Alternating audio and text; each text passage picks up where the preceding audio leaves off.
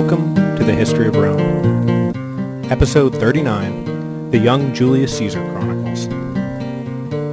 Last time, we covered Catiline's ill-fated conspiracy during the consulship of Cicero in 63 BC. This week, I want to backtrack a bit and fill in some of the gaps on our way to the formation of the alliance between Pompey, Crassus, and Julius Caesar in 60 BC, now called the First Triumvirate. In the aftermath of Spartacus's slave revolt, Pompey and Crassus had served as co-consuls, and though they functioned well enough publicly, personally they were bitter rivals, or at least Crassus was bitter rivals with Pompey. I'm not really sure how much thought Pompey ever gave to Crassus. After their shared consulship, they were glad to be rid of each other. It was not until a decade later that they were brought together again, this time by a man who would soon be consul himself and desperately needed allies in his coming flame war with the Senate, Gaius Julius Caesar. And when I say fill in some gaps, it turns out what I really meant is write a sprawling, double-length episode on Caesar's early career. Gaius Julius Caesar was born in 100 BC into the ancient patrician Julii family. Though the family traced their lineage back to Aeneas, and thus to the goddess Venus herself, they had, in recent generations, fallen on hard times. While they always maintained respectability, they had long since passed to the margins of Roman political life. Caesar's particular branch was on the margins of Roman economic life as well, and the boy grew up in a neighborhood called the Subaru, which was far, both geographically and culturally, from the estates of his fellow patrician nobles on the Palatine Hill. I think it goes without saying that being raised in what amounted to a tenement building owned by his parents had a great impact on Caesar's later populist politics. Yes, he had impeccable patrician credentials, but Caesar would always identify himself with the common man and position himself as their champion. His childhood and early career were defined by two women, his mother, Aurelia, and his aunt Julia. With his father, also named Gaius Julius Caesar, forever away on state business and dead by the time Caesar was 15, it was up to his mother to raise him. An intelligent, independent woman, highly regarded in Rome at the time, and held up as the ideal Roman woman by later historians. She came from a family of consuls and made sure that her son had the education and grooming necessary to follow in the footsteps of his maternal forefathers. The other great woman in Caesar's life was his Aunt Julia, who was married to none other than our old friend Gaius Marius. The marriage had been a boon to both families, as Marius needed patrician endorsement to keep his political career moving forward, and the Julii needed the money and fame that Marius brought with him. Though Caesar and Marius probably had limited contact with one another, the marriage joined Caesar at the hip to Marius politically, in some years for better, and in some years, obviously, for the worse.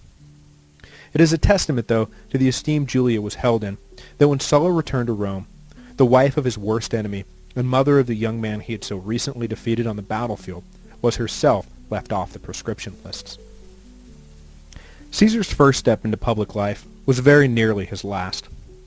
At the age of 16, while Cinna ruled Rome and Sulla was off fighting Mithridates, Caesar was named Flamen Dialis, or Priest of Jupiter. One of the oldest priesthoods in Rome, it was also smothered by archaic and bizarre traditions that, among other things, required the priest to wear a pointed hat at all times, forbade him from seeing a dead body, riding a horse, wearing knots on his clothing, or, critically, being absent from the city for even a single night. It also required that the priest be married to a patrician, so Caesar was arranged to be married to the daughter of Cinna, which, briefly, made him the son-in-law to the most powerful man in Rome. Not that this connection would do him any good personally, of course, as the appointment to the Flamen Dialis precluded any political or military career. Luckily for the ambitious Caesar, the appointment was for life. But really luckily for Caesar, Sulla returned and the appointment was nullified. The new dictator cleared the city of his enemies, and he had no use for Cinna's son-in-law and Marius's nephew in any public position. He demanded further that Caesar divorce Cornelia, Cinna's daughter, but in an act of reckless or bold defiance, depending on your point of view, Caesar refused. After this, Sulla decided that he had no use for Cinna's son-in-law and Marius's nephew, period, and young Caesar found his name on the proscription list. At the age of 19, Caesar ran for his life into the Italian countryside, hiding out with sympathetic relatives and keeping on the move. But in the city, his mother, representative Vestal virgins, and allies of Sulla with familial connections to the young fugitive, pleaded with Sulla to remove Caesar's name from the list. Finally, with his hold on power more secure, Sulla let himself be persuaded, and Caesar was allowed to come out of hiding. In 80 BC, the 20-year-old Caesar knew that he was borrowing trouble by remaining in the city, and got himself attached to the military staff of the governor of Asia. He would keep his head down and try to advance his career abroad, at least until Sulla was gone and the coast was truly clear. In Asia, Caesar served with distinction and was awarded the civic crown for his role in winning the siege of Mytilene. For the rest of his life, whenever he wore the simple oak wreath, all men, from the lowliest beggar to the greatest senator, would be required to stand when he entered a public festival. Caesar loved wearing the crown, delighting in how much it annoyed his senatorial enemies to stand respectfully in acknowledgment of what a brave soldier and all-around wonderful guy he was. But the siege of Mytilene would also prove the source of persistent glee for those same enemies. In order to break the resistance of the city, which was located on Turkey's Aegean coast, the Romans needed naval reinforcement. Caesar was sent to Bithynia to request aid from King Nicomedes, who, you will recall, will die in a few years, leaving his kingdom to Rome and touching off the last Mithridatic War. But Caesar seems to have done a little too well on his mission, and lingered a little too long in Bithynia while doing it, and rumors began to fly that he had carried on an affair with King Nicomedes.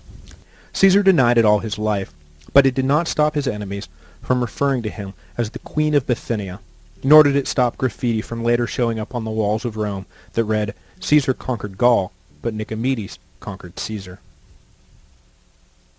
When Sulla died in 78 BC, it was finally safe for Caesar in Rome, so he returned from Asia and began a legal career that would fill his time and enhance his reputation while he waited to begin the climb up the cursus honorum. Like Cicero, Caesar would make a name for himself as a distinguished orator, while combating the excessive corruption of greedy proconsuls. But unlike Cicero, his efforts were largely wasted on losing efforts, and his words were no match for the bribes his defendants used in order to avoid prosecution. But win or losing mattered little to Caesar in the long run. It was only important that powerful men acknowledged his oratorical skill, and that unimportant men knew that he was on their side. In an effort to build on his natural rhetorical talent, Caesar arranged to be tutored in Rhodes by the same master Greek who had brought Cicero's skills to such great heights. But he never reached the city. Along the way, his ship was attacked by Cilician pirates. Caesar was captured and held for ransom, a typical and lucrative practice among the pirates of the day. The pirates took a liking to their hostage almost immediately. Discovering that they were asking only 20 talents for him, Caesar was outraged and demanded that they ask for no less than 50. The pirates agreed to this humorous demand, and Caesar sent away a few of his slaves to collect the money. For the next 40 days, Caesar lived with the pirates, never once showing any sign of the terror the pirates were used to seeing in their victims. He ate his meals with them, participated in athletic contests, demanded that they keep it down while he was trying to sleep, and generally acted as if the whole affair was no big deal. He also joked that when he was free, he was going to raise a fleet, come back, and crucify the whole lot of them. They laughed, of course, but when the ransom was paid and Caesar was let go, he immediately raised a fleet and did just that. He returned to his place of capture, sacked the hideout, and mercilessly crucified his former captors. Well, I shouldn't say mercilessly. He did slit their throats before posting them on the cross. Caesar remained in Asia after his pirate adventure, and raised a local militia to help defend Roman interests from the allies of Mithridates, but was recalled to Rome in 73 to join a spot in the priesthood vacated by his recently deceased cousin. Unlike the restrictive Flamma Dialis, this new priesthood carried with it no arcane restrictions, and in the same year Caesar was elected military tribune, his first official step in the cursus honorum. It is likely, though not verified, that Caesar served in Crassus's legions during the slave revolt during this time. In 69, he took his next step and was elected quaestor for a term to be served in Spain. But before he left, he was hit with a tragedy. His Aunt Julia passed away. And in response, the bold and unpredictable young man was, well, bold and unpredictable. It was customary for the head of the household, Caesar in this case, to deliver a funeral oration in the forum for the deceased matron. But Caesar took things one step further. Since the reign of Sulla, Gaius Marius had been legally declared persona non grata in Rome, and his likeness was banned from the public sphere. But funeral processions of noble women usually included a depiction of their husbands. Caesar never hesitated, and marched through the streets of Rome at the head of a column that bore with it images of Gaius Marius, images that had not been seen publicly for more than a decade. Throughout the city, citizens and former soldiers began remembering Marius not for what he was in his final years, but for the great man who had picked beggars up from the slums and made them honorable soldiers, who had ended the needlessly extended war with Jugurtha, and who had defeated the invading Gauls. This procession marked the beginning of Marius's rehabilitation, and earned Caesar much acclaim from the common people for whom Marius had done so much. The conservative Senate, who would have been fine never hearing the name Marius again, were annoyed, but there was little they could do to censor Caesar after the outpouring of goodwill from the masses. But that wouldn't be the only tragedy that befell Caesar, nor the last time the people would embrace him before he left for Spain. Not long after Julius' death, Cornelia, the wife Caesar had defied Sulla to stand beside, suddenly died. There were traditions dictating who deserved funeral orations in the forum, and young women almost never qualified for the honor. But Caesar defied convention and delivered a moving eulogy for Cornelia. Whether it was his intention or just a lucky byproduct, the common people of Rome were moved by his obvious grief-stricken love. This was not just another stoic noble. This was a man with a heart, a man of passion. They loved him for it. Eventually Caesar did make it to Spain, and while there, began to set up a network of clients, subjects, and allies that would serve him well for the rest of his career. Wherever he went, Caesar brought with him a reputation for fair dealing, competent administration, and mercy. He always governed with a stern but understanding hand. When Spanish debtors were being hounded into insolvency by their Roman creditors, for example, Caesar managed to broker a deal limiting the allowed wage garnishment percentage. But in his apparent populism, Caesar was savvy enough not to alienate the lenders, who were A, the men who could make or break his further political career, and B, the very men who Caesar would be borrowing money from to advance that political career. The wage garnishment limit was thus set at 66%, enough that the lenders did not feel cheated, but not so much that the borrowers were run out of their homes. It was the kind of practical administrative decision-making that was the hallmark of Caesar's career. Much is made of his military acumen, but he was as deft with legislation as he was with the sword. His laws, as we will see moving forward, were brilliantly written, impossible to attack, realistic in scope, and functional in implementation. Honestly, as dictators go, Julius Caesar was a man at least capable of doing the job right. When his work in Spain was completed, Caesar made his way back to Rome along the Mediterranean coast, through Gaul. On the European side of the Alps, and then on the Italian side, Caesar moved slowly, lending a sympathetic ear to the populace, settling disputes, and generally ingratiating himself with the community. As in Spain, he earned a broad base of support that he could count on for the rest of his life, particularly, of course, during the Gallic campaigns a few years hence. Back in Rome, Caesar remarried, this time choosing to the surprise of everyone, the granddaughter of Sulla. While the arrangement seemed to signal a shift towards more conservative policies, Caesar used the benefits of the familial ties he gained without letting it interfere with his populace politics. Savvy and unpredictable, 100% pure Caesar. His career continued to advance, and he was placed in charge of the Appian Way, a highly coveted administrative post, and then was elected aedile. While serving in both functions, Caesar borrowed enormous sums of money to fund public works projects, festivals, gladiatorial games, and all manner of minor expenses. It was all for the good of Rome, and his career, of course, but the scope of the debt was staggering, and Caesar's life would be defined for years by his running battles with, and sometimes literally running away from, his creditors. It was during this period that his alliance with Crassus was really solidified. Anyone with half a brain could see that Caesar was a man on the rise, and Crassus was no dummy. Yes, he was rich beyond measure, but he lacked the kind of charisma that oozed out of Caesar.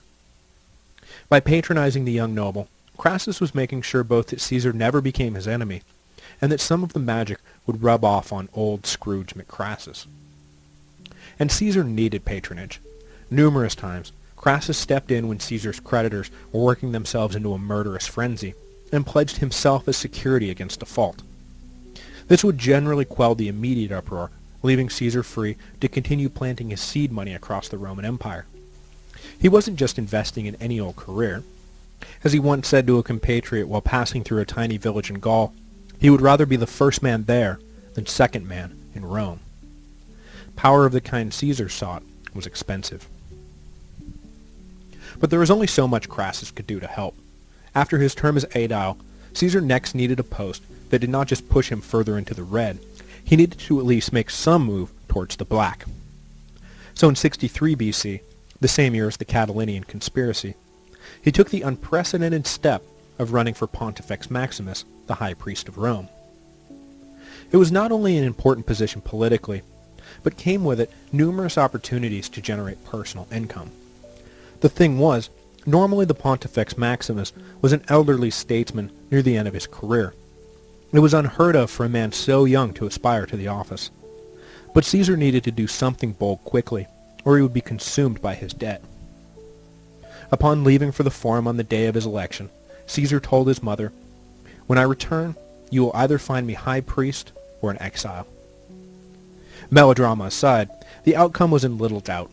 Caesar had bribed all the key electors to ensure that democracy did not interfere with the election. This lifetime appointment greatly enhanced Caesar's reputation as well as his financial portfolio. It also came with it an official residence, which moved his family from the out-of-the-way home in the Subaro he had known his whole life, right into the heart of the most prestigious neighborhood in Rome. But the office of Pontifex Maximus was part-time at best, and did not preclude the office holder from pursuing military or political office. So later in that same year, Caesar ran for and won a praetorship, leaving him one step away from the highest office in Rome. Throughout this period, in his role both as high priest and praetor, Caesar openly supported the allies of Pompey in the Senate and popular assemblies.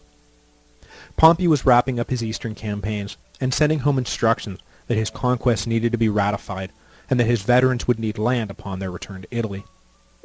Caesar had already distinguished himself as one of the few senators to support Pompey's grant of Mediterranean Imperium to fight the pirates a few years earlier, and spent his time now backing whatever Pompey indicated he required. With his eye on the consulship, and his dreams of reforming practically everything about the way the empire was administered, Caesar was keenly aware of the need for powerful friends. His populist stances and obviously high ambition had won him no friends in the Senate. If he was going to do half of what he planned, he would need a way to blunt the obstructionist senators. Caesar recognized Pompey as the perfect ally, a wildly popular general who made the Senate as queasy as Caesar seemed to make them. By supporting Pompey now, Caesar hoped that when the general came home, the favor would be returned. When his praetorship ended, Caesar was named proconsular governor of Hispania Ulterior, or Further Spain, a province that hugged the southern coast of Spain from roughly modern-day Valencia to the Atlantic. The governorship was a turning point in Caesar's career. It gave him his first crack at true military command, which, as you can imagine, he excelled at brilliantly. But it also set him up in a position to really make some money. Governorships of the provinces during this period was seen by most Roman politicians as their reward for the sacrifices and financial investments they had made on behalf of the state over the course of their careers. The personal milking of the provinces was not a scandal unless it reached egregious proportions. It was one of the things Caesar intended to change if he was ever given the chance.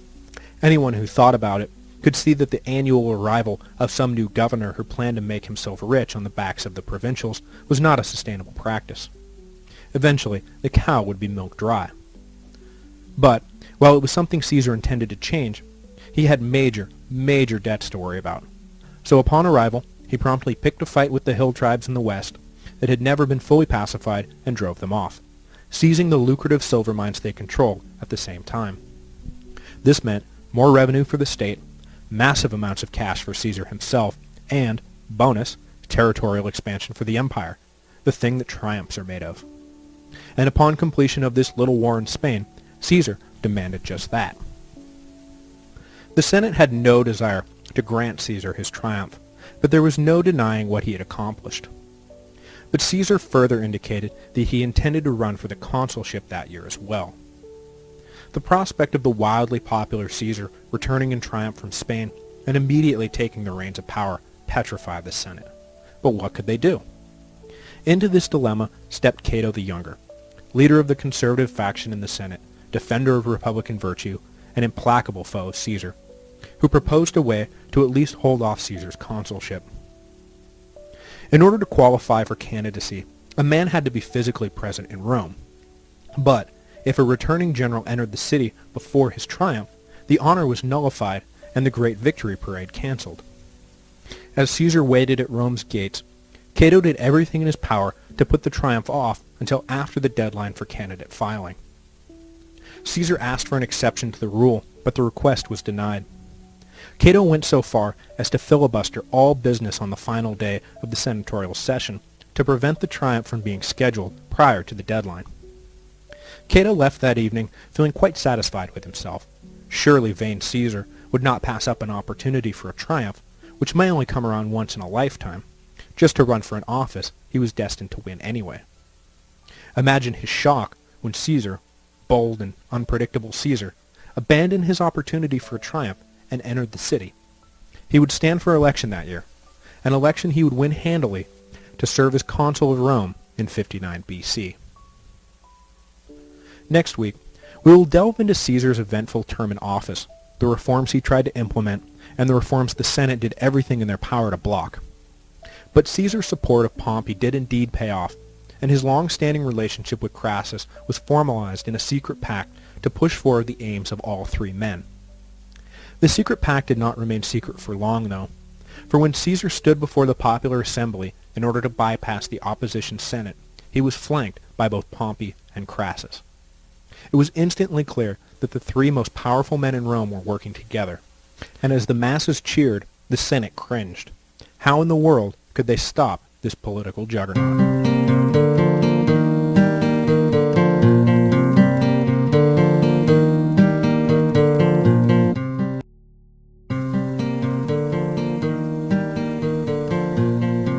Hello, and welcome to the History of Rome, Episode 40, in the Consulship of Julius and Caesar. Last week, we followed Julius Caesar's rise up the cursus honorum, which was capped by a successful election to the consulship for a term to be served in 59 BC. On his way up the political ladder, Caesar had spent lavishly, bribed when necessary, made a lot of friends, and even more enemies. More than anything else, he had established himself as a man to be reckoned with. He was an able governor and a brilliant military commander, a master orator, and a shrewd politician. For most Romans, the consulship marked the end of a long career. For Julius Caesar, it was only the beginning. The consular elections that saw Caesar emerge triumphant was a dirty affair, one that saw rampant bribery on all sides. It was obvious that Caesar was going to win in a walk, so the important thing to the conservative Senate was to elect someone who would stand as a bulwark against any radical reforms they suspected Caesar would try and push through. To this end, they threw all their support behind Marcus Calpurnius Bibulus, who had served as aedile alongside Caesar years earlier, and forever bore a grudge against his former colleague for taking credit for things Bibulus himself had accomplished while in that office. That personal enmity, coupled with a naturally conservative worldview, made him the perfect foil for Caesar's charismatic populism. In anticipation of the struggle with the Senate, Caesar had been lining up support across the Roman world, men at all levels of society who would back him through thick and thin. Some because they genuinely believed in Caesar's programs, some simply out of crass self-interest. Caesar spread bribes liberally and promises of patronage constantly. It made no matter to him. A vote was a vote was a vote, whether it came unsolicited or after a massive payoff. At the top of his pyramid of support, Caesar targeted three powerful men specifically. The first of these men was an obvious choice. Marcus Crassus had been a long-time backer of Caesar, and their alliance was already well known. But it bears repeating that Crassus was exceedingly wealthy and still dreamed of becoming a great military commander. Second, Caesar targeted Pompey the Great, who had struggled upon returning from the east to have his conquests ratified and his veterans settled. It took some deft maneuvering on Caesar's part to get Crassus and Pompey in the same room, but both were well aware that their own personal projects and aspirations could be realized easier with the help of the other. Last, Caesar made overtures to Rome's greatest lawyer and orator, Cicero. He appealed to Cicero's vision, intelligence, and legal savvy. The empire as presently constituted was unsustainable. Cicero could see that as well as anyone. But the conservative Senate resisted all attempts at desperately needed reform. Caesar was offering Cicero the chance to have great influence over the course correction he planned for the empire. But Cicero rejected the mutual support pact, preferring to remain an independent, moderate voice. Thus was born the First Triumvirate. Not its name at the time, nor a particularly accurate description of the wide network of supporters Caesar had aligned, but history gives us our shorthand labels and is often easier to simply use them rather than try to reinvent the wheel. The agreement between Caesar, Crassus, and Pompey was made official when they swore a solemn oath, administered by Caesar in his role as Pontifex Maximus, to undertake no action that opposed any of the others. Pretty simple, right? Well, actually, yeah, it was pretty simple. And it worked, too. With his support lined up, Caesar wrapped up some unfinished business in his personal life. He needed to find a new wife. I neglected the scandal that led to his divorce from his second wife, Pompeia, last week, so before we delve into the details of Caesar's eventful consulship, I want to slide back a few years, as the man who sparked the scandal will feature prominently in the coming breakdown of civility between Caesar and Cicero. Each year, the rites of Bona Dea, the Roman goddess of fertility and healing, were performed in the home of the Pontifex Maximus. Men were excluded from the ceremony, so Caesar was out of the house, leaving his wife and mother in charge of the proceedings. Into this segregated affair slipped Publius Clodius Pulcher, a free-thinking, flamboyant loose cannon who loved thumbing his nose at stodgy Roman tradition. Clodius, dressed as a woman, lingered on the edges of the party until he was outed by Caesar's mother. It would have been bad enough for Caesar had the ceremony he sponsored simply been desecrated. But to make matters worse, it was widely rumored that Clodius was engaged in an affair with Pompeia and was taking Caesar's absence as an opportunity for a rendezvous. In response to the destructive chatter, Caesar acted quickly. He divorced Pompeia, for, whether she was guilty of the affair or not, quote, Caesar's wife must be above suspicion. The affair marked the last we will hear of Pompeia, but not the last we will hear of Clodius. I will also take this opportunity to note that while Caesar's wife must be above suspicion, Caesar himself was under no such obligation. Caesar cheated early and often on all of his wives, carrying on affairs with some of the most prominent women in Rome, including Servilia Caepionis, who was at the same time the mother and mother-in-law of Caesar's two most famous assassins, Brutus and Cassius, respectively. While the affair was on, though, she was best known as the half-sister of Cato the Younger. Caesar played politics to win and knew he was getting Cato's goat, hopefully forcing the staunch conservative, in his personal rage and embarrassment, to get sloppy. Caesar finally settled on marrying the daughter of the statesman Lucius Calpurnius Piso, who would coincidentally follow Caesar in the consulship the next year. And with Calpurnia by his side, Caesar took the oath of office in 59 BC, immediately setting to work on his reform program. First up, as agreed to by the three triumvirs, was a land redistribution program aimed primarily at Pompey's veterans, but further intended to alleviate the general problem of urban poverty that had become a chronic disease in Rome. Since the closing days of the Punic War, land ownership in Italy had become more and more centralized into fewer and fewer hands. The large landowning nobles further exacerbated the problem by importing slaves to work their estates rather than relying on a sharecropping system that would have kept locals tied to the land. These displaced ex-farmers flooded into Rome, putting enormous strain on the treasury and contributing to a general atmosphere of lawlessness in the growing slums and housing projects. And with so many of the landless being ex-soldiers, the possibility of violent uprisings was always just a few missed meals away. Caesar entered for the Senate's consideration a carefully written bill to address the issue. State-owned land would be opened up to settlement, and state funds would be used to purchase further tracts from willing sellers at the land's assessed value. The money to do this would come from the treasure Pompey had brought back with him from the east, making the project cost neutral. In order to mollify the change-adverse Senate, Caesar specifically exempted the rich lands of Campania, which had long been owned and operated by the nobles of Rome for their personal enrichment. But the exemption was not enough, and the Senate, though unable to voice a single constructive criticism of the bill, nonetheless stalled its passage.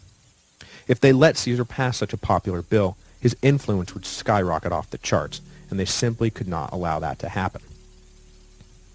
Cato rose in opposition and began to talk, and talk, and talk, and talk. Pretty soon, it was clear that he intended to talk until the sun fell out of the sky. The merits of the bill were no longer in question. This was a naked stall tactic, pure and simple. Caesar grew impatient, and then enraged at Cato, and in his fury made one of his few political miscalculations. He ordered that Cato be seized and hauled off to jail for obstructing senatorial business. The Senate was understandably shocked at one of their most respected members being hauled off to jail like a common criminal, and in protest walked out of the session en masse. Caesar caught a member who he knew to be at least sympathetic to his cause and asked why he too was leaving. The senator replied, "I would rather be in jail with Cato than here with you." This harsh statement, coming from a friend no less, brought Caesar to his senses, and he ordered Cato released. But the battle over the bill was just heating up. When the Senate reconvened, Caesar announced that because the Senate was obviously intent on blocking the bill, no matter its merits, he would take his legislation, and all future legislation, directly to the people's assemblies. Now, at this point, the Senate simply knew that Caesar was a popular and charismatic politician. What they did not know about was the triumvirate alliance, and that he had the power and resources to make good on his threat to bypass them completely from here on out. But the next day, as Caesar stood before the popular assembly, an assembly packed with Pompey's veterans, the Senate was in for a rude awakening. Standing beside Caesar were Crassus and Pompey. And when Pompey strode forward and announced his intention to back the legislation, with his sword if necessary, to the roaring approval of the crowd, the Senate realized the whole ballgame had changed behind their backs. The secret pact was now out in the open. The question was, could the Senate do anything about it? Bibulus, Caesar's co-consul, swore to do everything in his power to prevent the bill from passing, despite the jeers and threats that rained down on his head by the increasingly unruly mob. Clearly this was not a time for open confrontation, so Bibulus beat a hasty retreat to plan his next move. What he came up with was sneakily brilliant, obviously an abuse of power, but technically an insurmountable hurdle to Caesar's entire program. One of the functions of the consul is to decide which days over the course of the year will be considered holy days, on which no public business can be transacted. With the help of some conservative tribunes, Bibulus simply declared that every day left in his and Caesar's consulship was a holy day. Public business would be shuttered for the rest of the year. It was ridiculous, of course, and everyone saw it for what it was, but there was little Caesar could do about it. Without a legal leg to stand on, though, Caesar refused to be deterred. He pressed on for a vote on the land bill anyway, and decided to deal with the legal implications later. The people, at least, were with him. On the day of the vote, Caesar packed the forum with allies, and victory was never in any doubt. But Bibulus, much to the surprise of everyone, strode right into the belly of the beast and began denouncing the bill and declaring the proceedings illegal. The mob erupted in anger. Bibulus and his lictors were assaulted. A bucket of manure was dumped on the consul's head, and most importantly, his fasces, the symbol of consular authority, were broken. Bibulus fled from the scene. From that point on, he essentially retired from public life, spending the remainder of his consulship holed up in his house, refusing to come out. This was the origin of the satirical Roman quip that events of the year took place in the consulship of Julius and Caesar. With the opposition out of the way, the bill passed, and a land commission was created to oversee the redistribution. To ensure that there would be no conflicts of interest, Caesar declared that he would not take an active role in the project. Crassus and Pompey, however, both agreed to the honor of serving the people as commissioners. Nope, no conflicts of interest there. After the law took effect, however, it was clear that there was not enough land to fill all their requests. So, possibly for practical reasons, and almost certainly for personal ones, Caesar announced that he was granting the new land commission purview over Campania, aka the Senate's backyard, just as he had promised not to do. Perhaps if the Senate had joined with me in the initial stages of the legislation and not ignored the will of the people for so long, etc., etc. Next up on Caesar's list was the ratification of Pompey's Eastern campaign. The incorporation of Syria as a province and the treaties Pompey signed with new client states needed approval by the Senate to officially go into effect. Time had been of the essence for a while now, as these territories directly bordered the Parthian Empire. If things were left in doubt for too long, it was likely the Parthians would take advantage of the uncertainty and reverse the gains Pompey had made on Rome's behalf. The Senate, cowed by Caesar, and knowing full well they should have taken care of this business years ago anyway, ratified all of Pompey's actions. But this victory left Caesar with a problem. Everything Pompey hoped to gain by joining the triumvirate had been gained. His men had land, and his conquests were legal. In anticipation of this inevitability, Caesar offered Pompey his daughter Julia in marriage. Pompey agreed to the arrangement, and just like that, Caesar became Pompey's father-in-law. The man who was to become Julius' husband was shocked when his prospective bride was pulled out from under him, but Pompey offered his daughter to the young man in exchange. All of this prompted Cato to spit that it was disgusting how Roman power was now based on the trading of women. By all accounts, though, the marriage between Pompey and Julia was a happy arrangement, full of genuine love. And as hard as it is to believe today, this genuine love actually raised eyebrows in the aristocracy of Rome, and Pompey was subjected to endless jokes. Get a load of Pompey, he actually loves his wife. Caesar's final piece of legislation proved to be perhaps his greatest legacy, the Lex Julia de Repetundici, the Julian law of extortion. It was a voluminous and detailed set of rules governing the do's and don'ts of provincial administration. It set the ground rules and guidelines for the acceptance of gifts and set limits on the amount that a governor could personally benefit from his term in office. With one sweeping bill, Caesar modernized imperial administration overnight and brought the rule of law to a corrupt and inefficient system, if it could even be called a system. The Lex Julia was a huge success and remained in effect with few additions or subtractions long into the Byzantine age. Though it was obvious that Caesar was undertaking much-needed reform, his term in office also showed he was willing to ignore laws, tradition, and common decency to get his way. The assault on Bibulus was particularly troubling to Cicero, who began to shift away from moderate accommodation of Caesar to a more confrontational posture. While arguing in defense of his ex-co-consul against a corruption charge backed by Caesar, Cicero took the opportunity to stray from the facts of the case into a broad indictment of Caesar and his tactics. Caesar was furious at what he perceived to be Cicero's betrayal. He had always done his best to cultivate a cordial relationship with the great lawyer, and seemed to actually respect Cicero.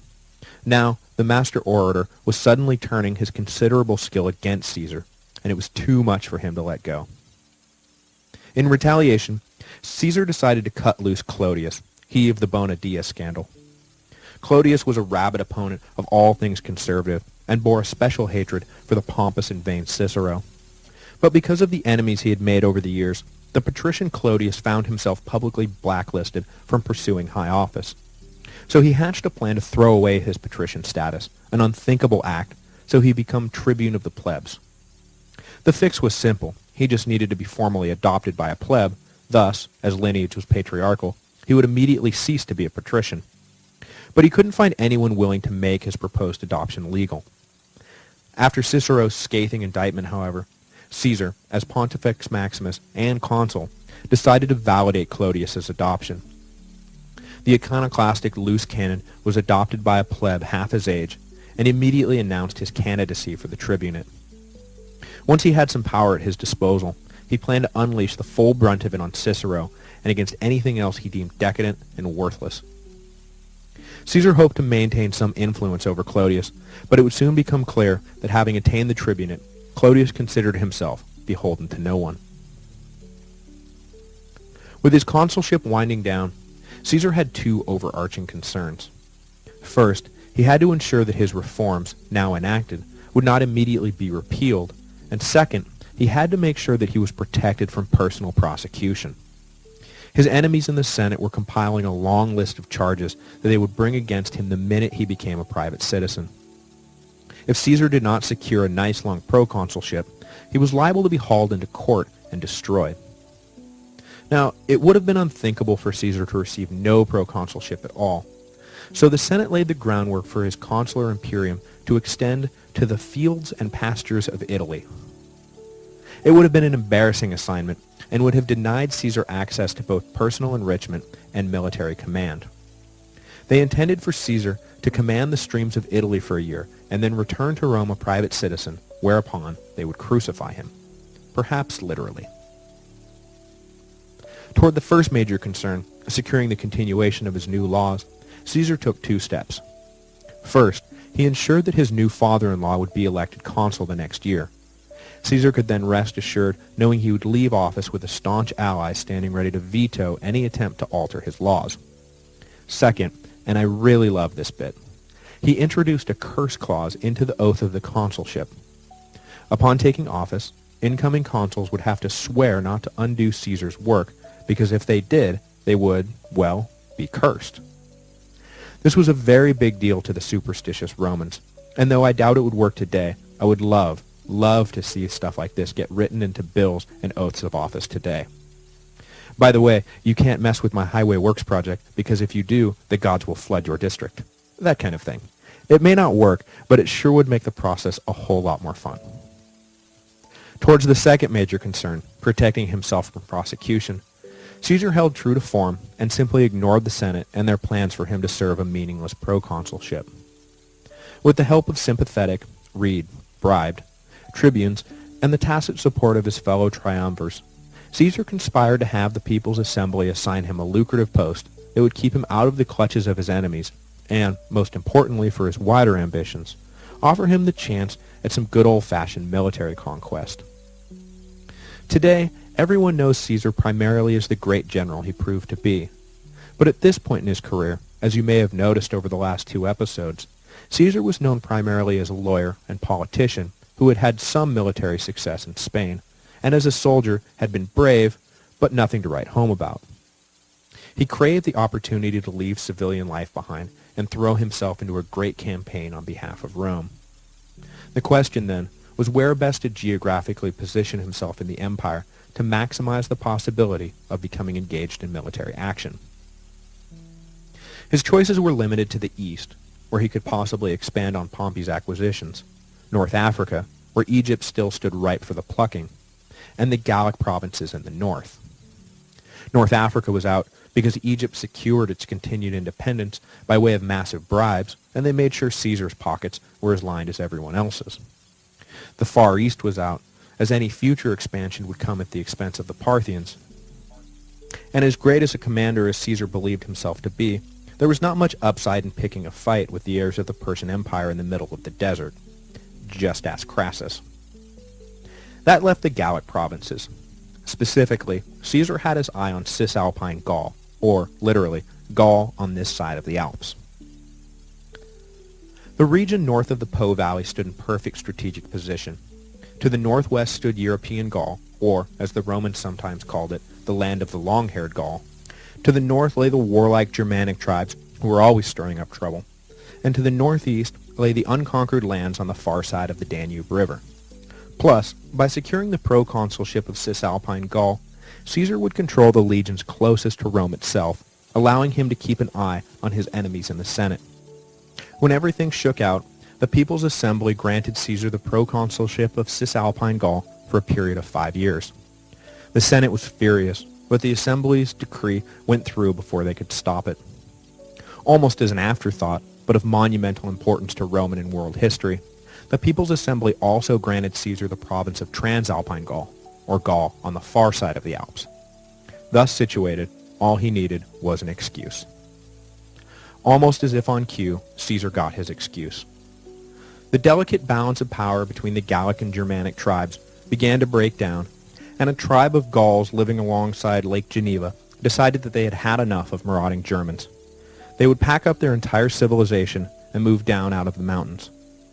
They planned on moving into Roman territory, which may be a problem for them, but surely the Roman governor, what's his name, Kaiser, would be a reasonable man.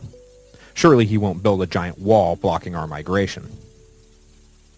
Next week, Caesar will build a giant wall blocking the migration of the Helvetii, which would prove to be the opening chapter of some of the most famous campaigns in history, collectively called the Gallic Wars.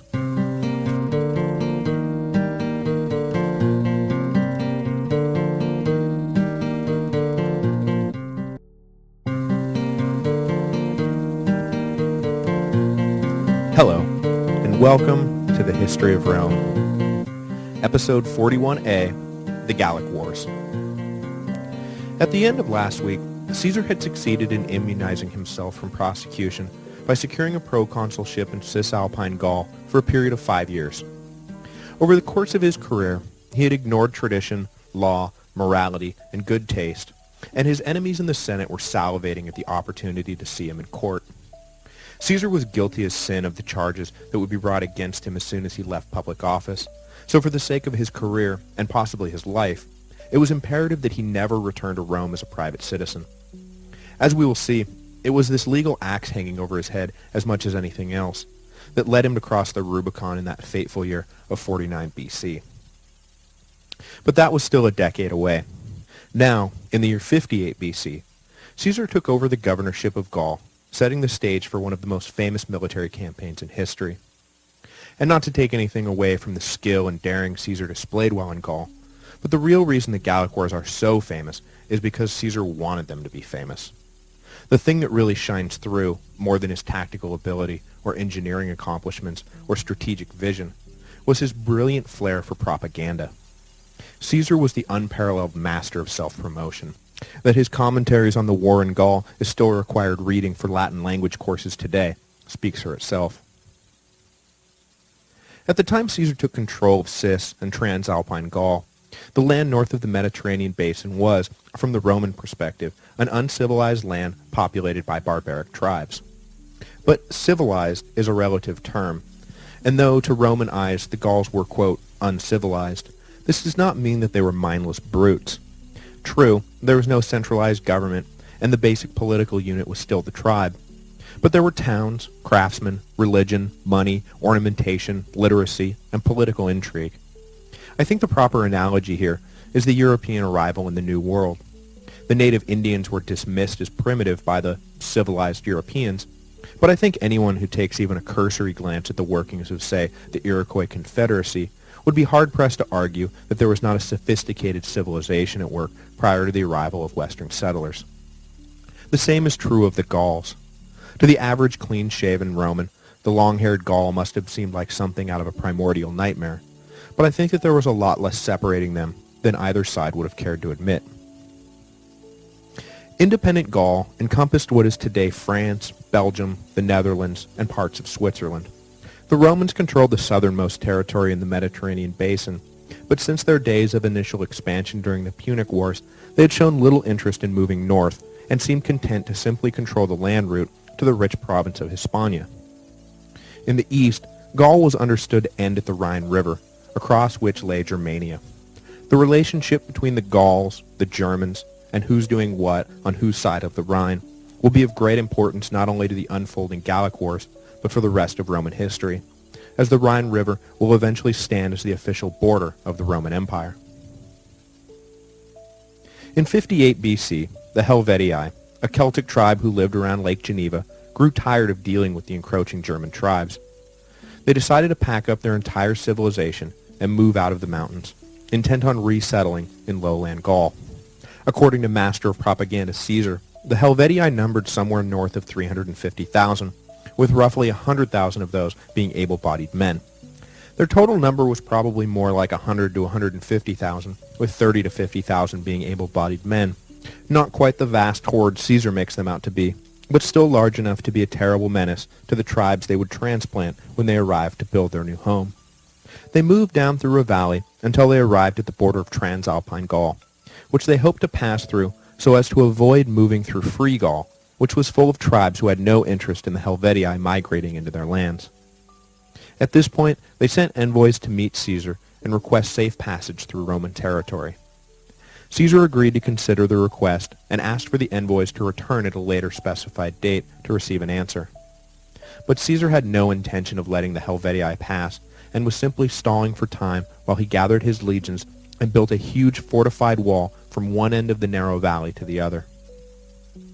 When the Helvetan envoys returned, the giant wall they ran into spoke for itself. Caesar's answer was no.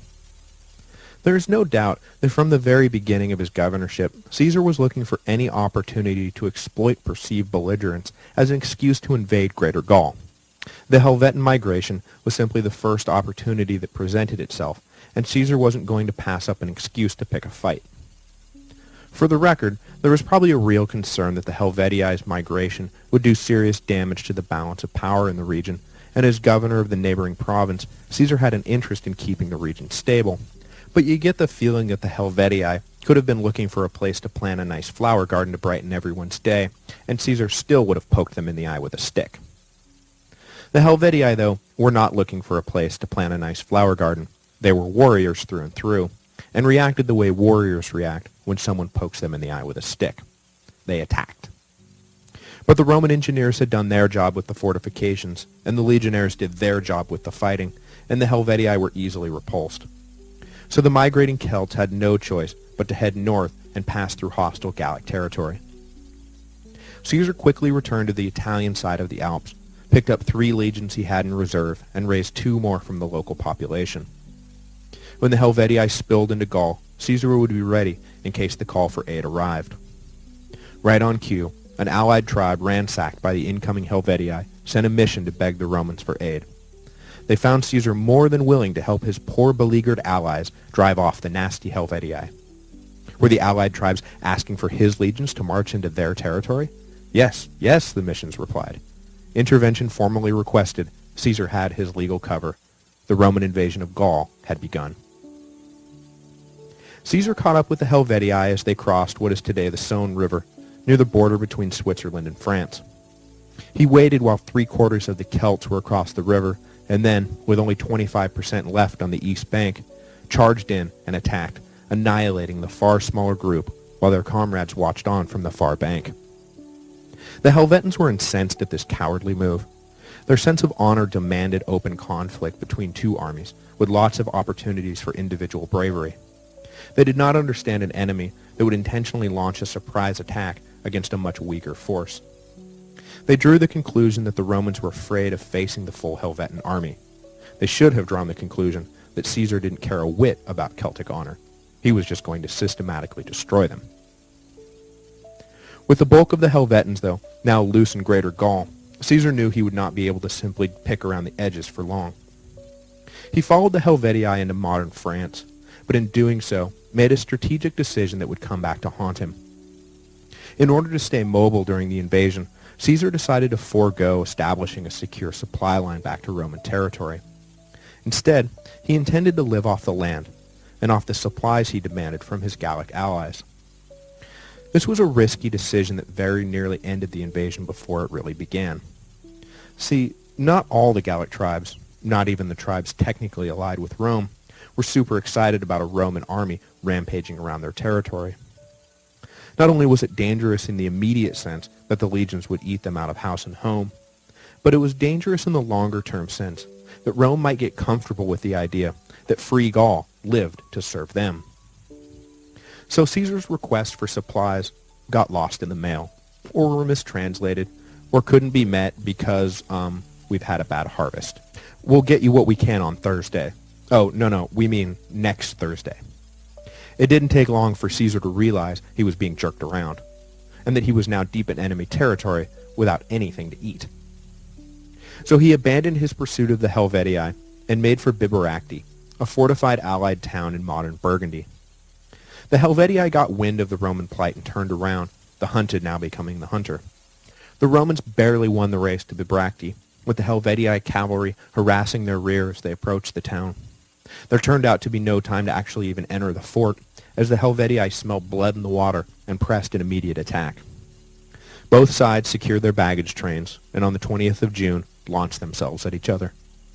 A full day's fighting, with the outcome forever in doubt, finally gave way to night, as the Romans slowly, methodically, gained the upper hand. The Helvetii, and the Gauls, Celts, and Germans generally, knew of no other way to fight than charge en masse and engage in one-on-one fighting. How else could a warrior distinguish himself and earn the kind of glory so prized by his tribesmen? The Romans, on the other hand, fought in their maniple units, never breaking ranks and working with ruthless mechanical efficiency. It was infuriating to the tribes and a major source of their contempt that they felt towards the Romans. But at the end of a long day, when the Helvetii were exhausted, the legions kept pressing forward. Finally, they broke through and captured the Celtic baggage train.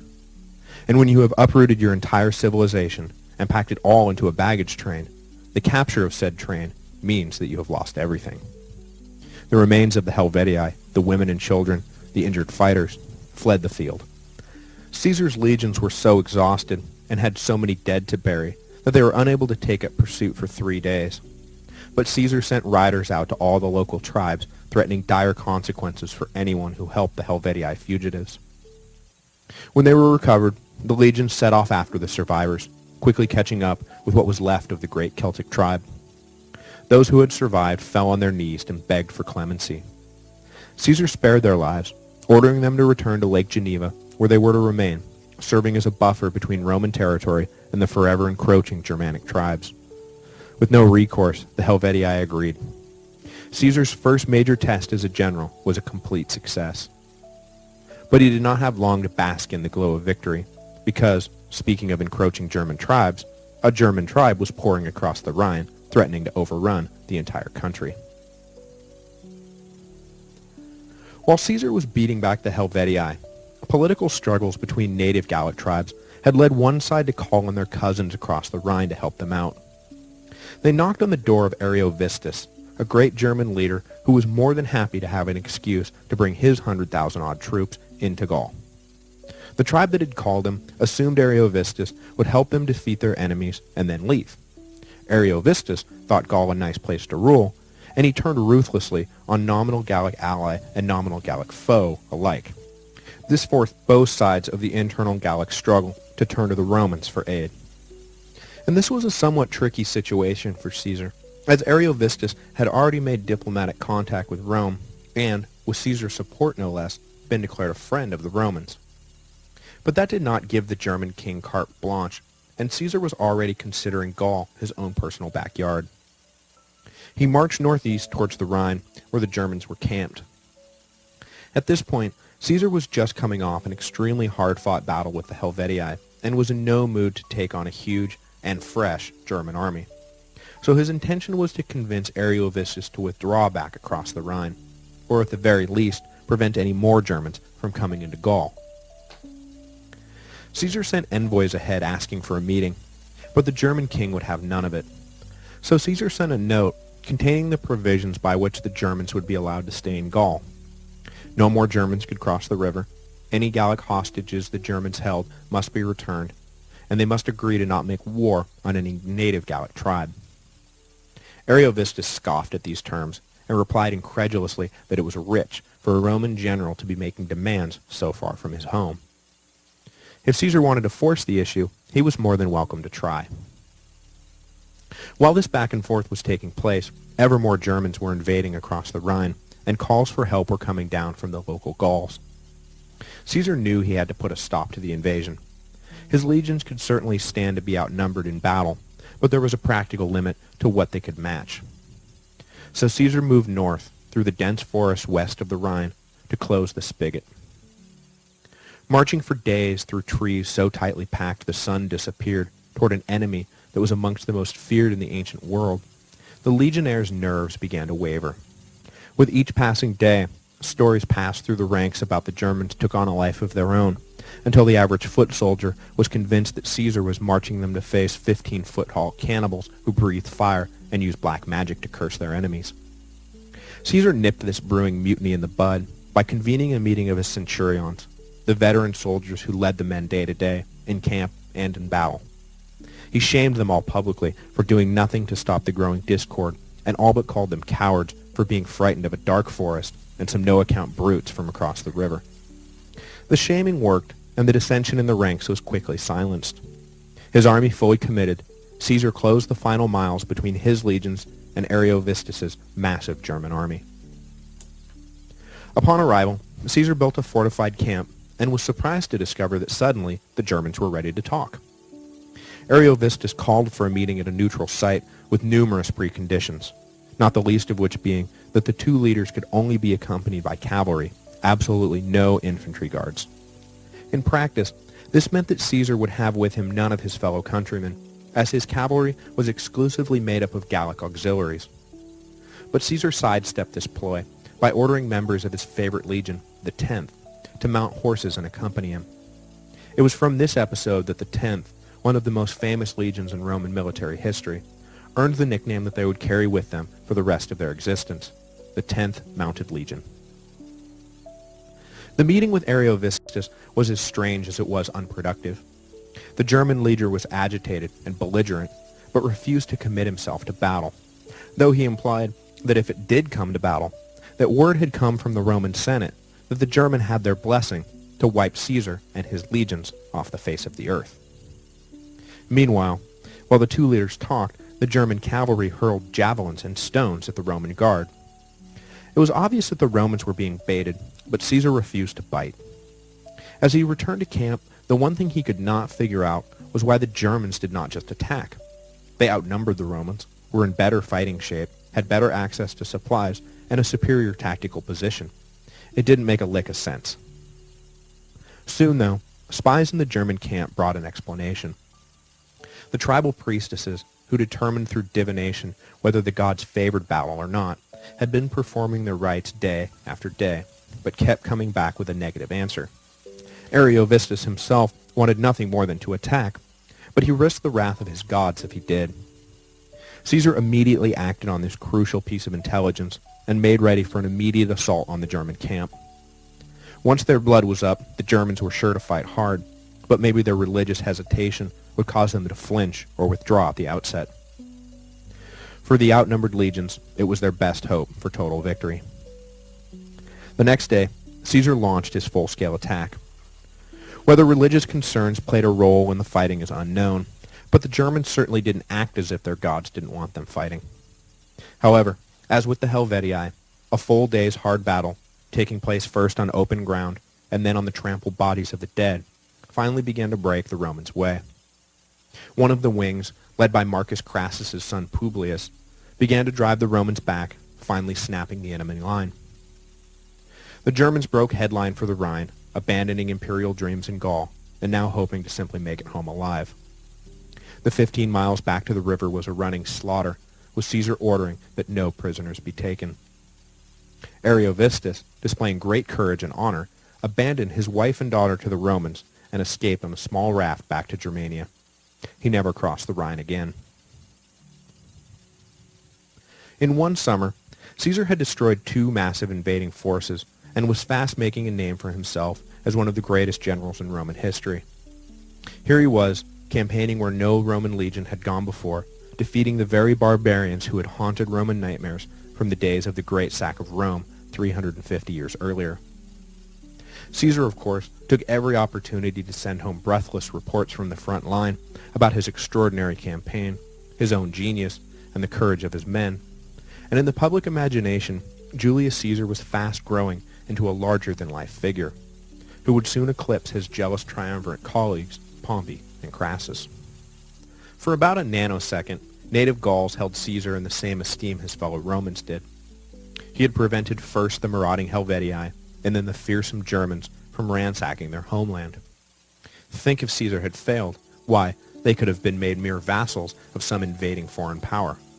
They celebrated Caesar, and then wished him a safe trip back to Roman territory. Thanks for all your help. Maybe we'll call you sometime. But Caesar wasn't going back to Rome, and his army wasn't going anywhere. He ordered the legions to build winter quarters and then settled in to await the spring. The Gauls quickly realized that Caesar and the Romans were here to stay. Next week, Caesar will use a savvy strategy of divide and conquer to slowly assert Roman dominance over all of Gaul. Along the way, he would become the first Roman general to cross the Rhine River and campaign in Germania, as well as the first Roman to lead an expedition to the mythical island of Britannia. Though the Gauls would eventually organize a resistance and very nearly expel the Romans from their country, Caesar would not be denied his prize, and in a few short years, what had forever been a wild land of fearsome barbarians would become just another province in the mighty Roman Empire.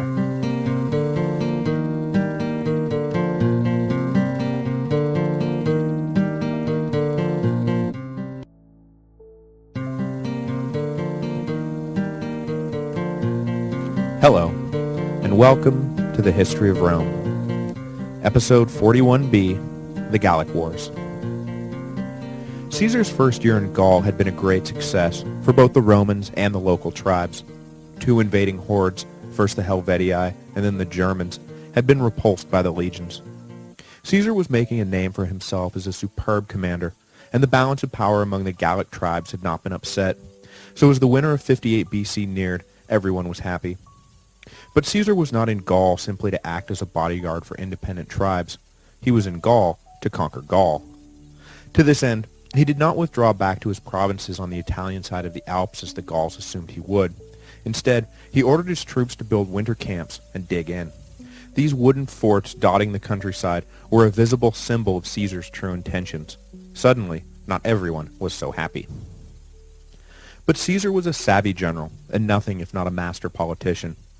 He knew that the jig was up, that there was no use pretending Rome was not in Gaul to stay, at least not when he met with the leaders of the Gallic tribes in private. Some tribes swore instantly to resist Roman domination, but others were persuaded that conquest was inevitable, and the only question was who would enjoy what privileges in the new Roman order.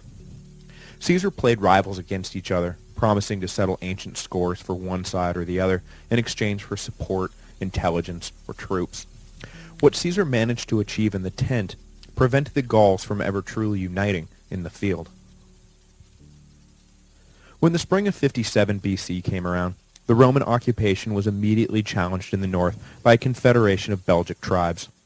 The territory of Belgae, as you could probably guess, covers roughly modern Belgium, and was then about as far as you could get from Roman civilization.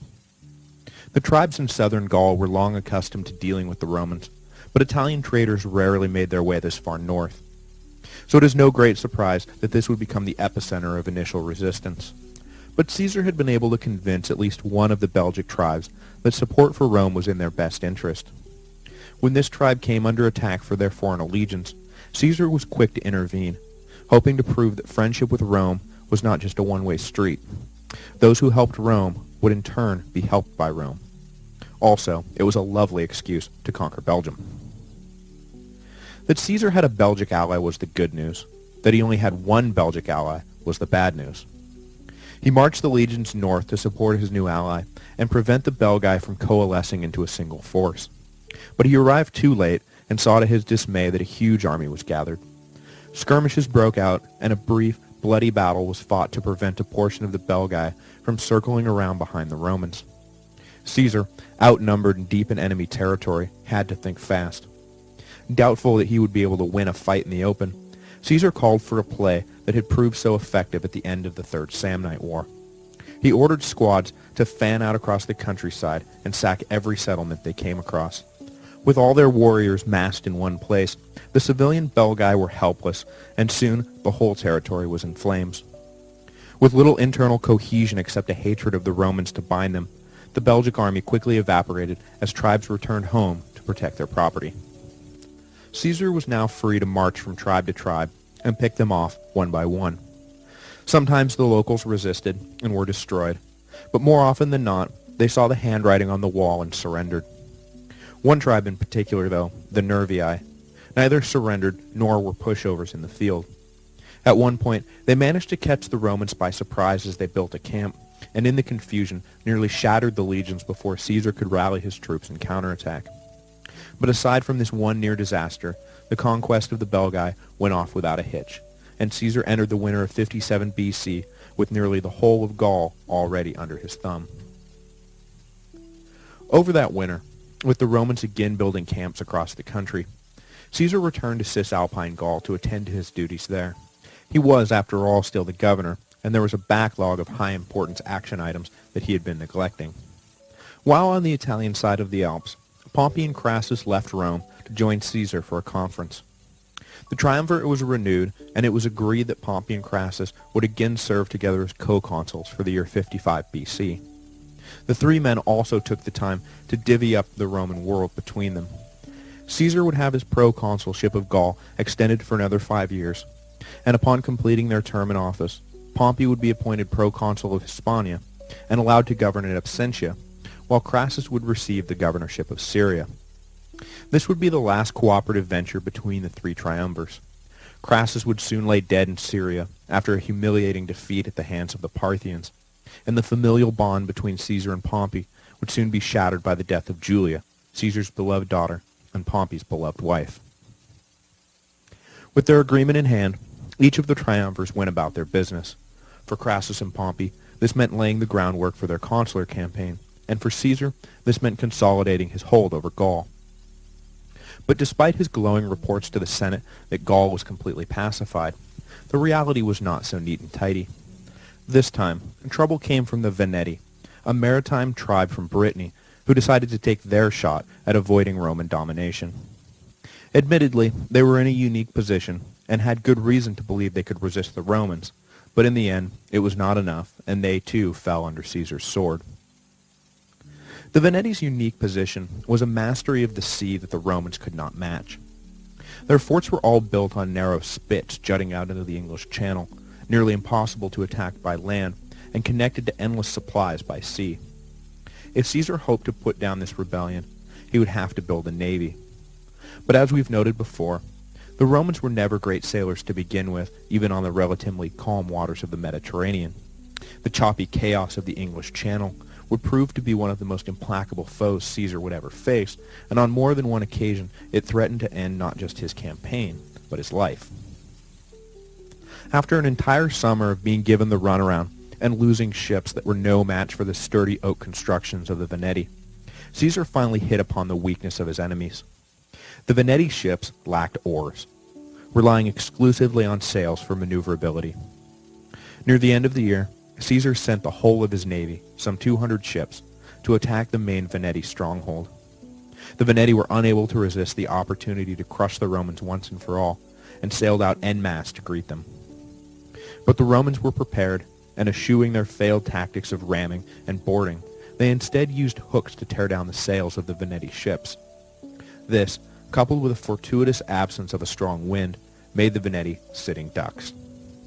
The Romans went from ship to ship, and though the fighting was long and hard, the outcome was no longer in doubt. The whole of the Veneti navy was destroyed, and the tribal leaders on land, deprived of their supply line, were forced to surrender to Rome. Caesar now controlled almost the entire north coast of Gaul, but he was not content with stopping at the water's edge. Across the channel lay the mythical island of Britannia, which Caesar resolved to invade the following year, both to cut off the aid that had flowed from the island to the rebellious Belgae and the Veneti, but also to score a massive domestic political coup. Think of the headlines: Caesar conquers the ends of the earth. It has a nice ring to it.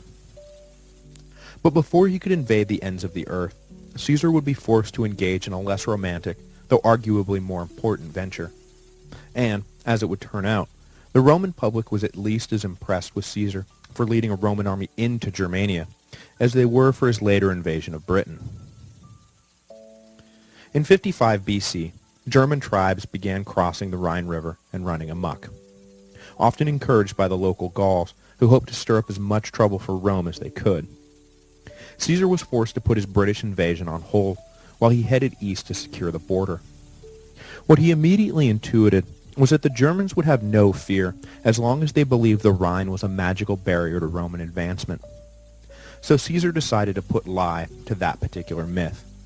But, understanding that the optics demanded something altogether more spectacular than crossing his legionnaires on rickety boats, Caesar ordered a bridge be built across the great river, in what is widely acknowledged as one of the great feats in the history of military engineering. Caesar's army designed and built his bridge in just 10 days. Stable in the rushing water and strong enough to sustain the 40,000 troops Caesar intended to march into Germania, the bridge was an architectural masterpiece, but, more importantly for Caesar's immediate concerns, it scared the bejesus out of the Germans. They had felt themselves completely safe on their side of the river, secure in the knowledge that the Romans, A, were afraid of invading Germania, B, would be easy targets if they tried to cross the river in boats, and C, couldn't build a bridge so fast that the Germans wouldn't be able to simply mass an army to meet the invaders. But in the time it took German scouts to notice the bridge and report it to their chiefs, the Romans were already hammering in the final nails. When the next round of scouts arrived to check the progress of the construction, they were forced to immediately turn around and report the unbelievable news that the Romans were already across the Rhine. The Germans panicked and retreated into the dense forest. Caesar spent 3 weeks marching around western Germany without encountering any resistance. Believing he had made his point, he ordered his troops back across the Rhine, and the bridge burned. The Germans did not miss the point. Rome could go where it wanted, when it wanted, and it was best not to forget that fact. Despite the time he had spent on his detour into Germania, Caesar was determined to launch at least a preliminary expedition to Britain by the end of the year.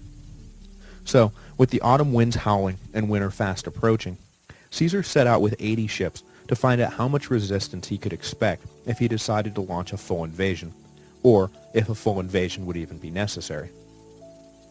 This first crossing can't really be described as anything but a debacle. Caesar had been unable to squeeze any decent information out of the local traders about where and when to land on the island, but what minimal scout work his own officers had done was totally inadequate. Not only did the Romans have no clue how to handle things like tides, but at every possible landing site, they found themselves met by thousands of British warriors lining the cliffs. Finally, with great difficulty, Caesar was able to land his fleet and establish a small beachhead. But as soon as his ships were anchored, a storm swept in, smashing his fleet against the rocks. The beleaguered Caesar made contact with the local tribes and tried to put on a brave face, but it was obvious to anyone with eyes that the Romans posed no threat whatsoever. The local Britons indulged Caesar's pompous demands that they send hostages to secure the goodwill of Rome, and returned to their tribes, promising that, yeah, they'd get right on that. Caesar didn't even wait for them not to comply, generously agreeing to accept the hostages in Gaul, rather than forcing the Britons to respond right this very second.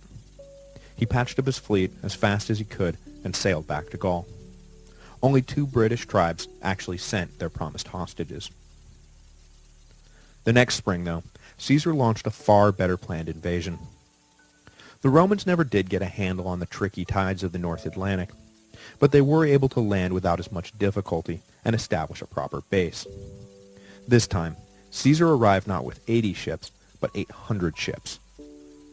The southern Britons were forced to take this threat a little more seriously, but they still proved to be a hard bunch to get a handle on.